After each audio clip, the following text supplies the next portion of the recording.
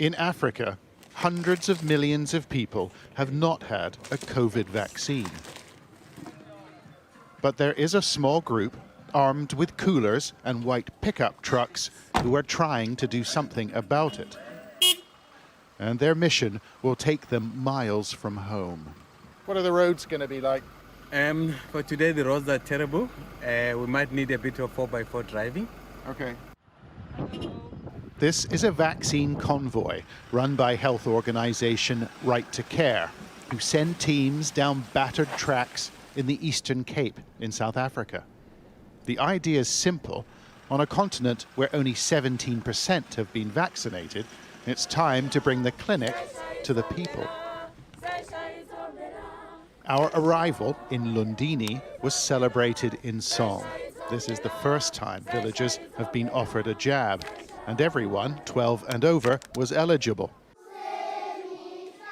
When we work together, we do wonders, sang the children.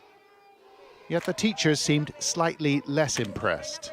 Why did you come so late after a long time, not attending as early as the COVID starts? It's a good question, but jabs are available in the nearest city. How difficult would it be for the children and their parents to go to Durban to get vaccines? It can be too difficult because they're far away from us. That would be very difficult, would it? Yes. People here are vulnerable to COVID, but they're also afraid, the fear generating vaccine hesitancy. The effect is dramatic. Nearly half the jabs delivered to Africa have gone unused. Here, Nurse Lubando tries to reassure a group of youngsters. All these myths you hear, it's nothing like that, she says. They said sometimes the government wants to eliminate because of the... She pointed to her skin. We are too much, ne? Then the government wanted to... You mean yes. black people? Yes, they said so. So the government wants to get rid of black people. Right. Then we're trying to tell them that there is no such. Are you guys sure you are going to vaccinate? Yes. All of us? Yes. Yes. You don't sound very excited. We all underestimated the level of mistrust, the fears, the use of social media amongst young people to spread misinformation.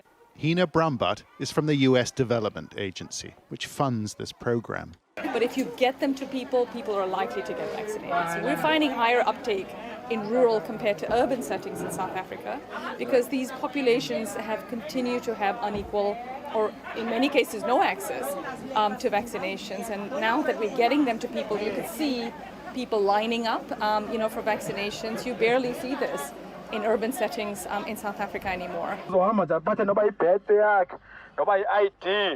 But it takes a lot of work to get people vaccinated. Right to Care have to send their trucks and their people into the hills, and it's a delicate business. Have you had your vaccinations? They ask.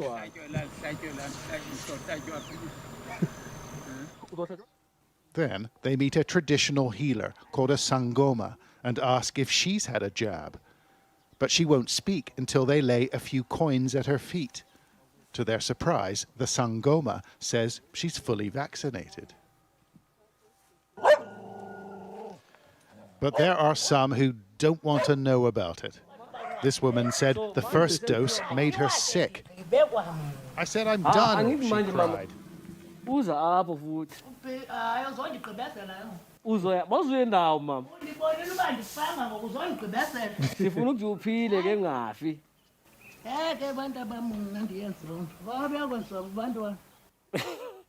Oh, okay, Mom. This is pretty typical, is it?